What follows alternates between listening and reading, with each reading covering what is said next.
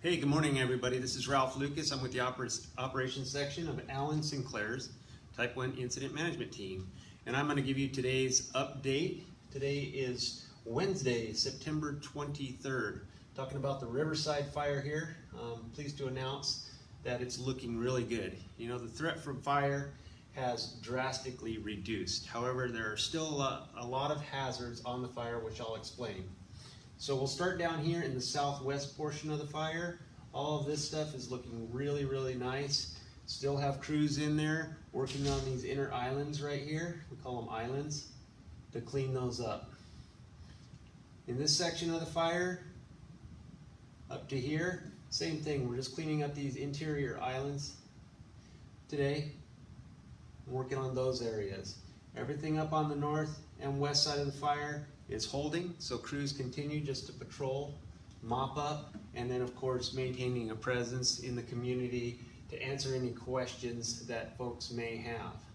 Over here on the northeast side of the fire, crews have done a real good job taking care of the fire's edge right here, and then they've moved up with heavy equipment, logging equipment and stuff, to create the containment line, proposed containment line that we've been talking about in recent days, that goes down like this and then all the way down to the Lion's Head fire to the south, where we will connect with them, creating a box around this entire incident. We are expecting a weather change, so we have planned for that.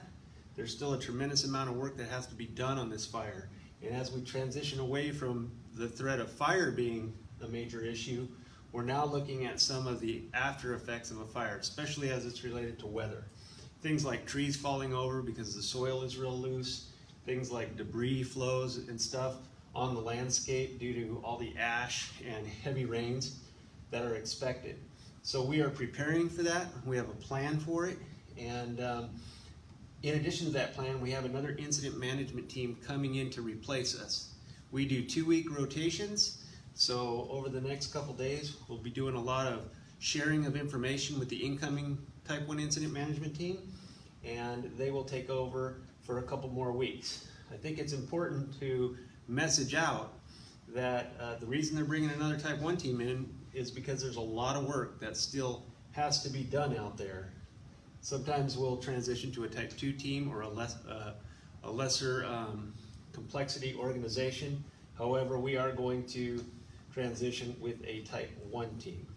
So I hope that gives you some information about what you're looking for. You are going to see a little bit of a downturn in the number of personnel on the fire, and that's just because we are getting around this thing and we're just using the resources we need. So those numbers will tick down a little bit. So with that, that's your operational update.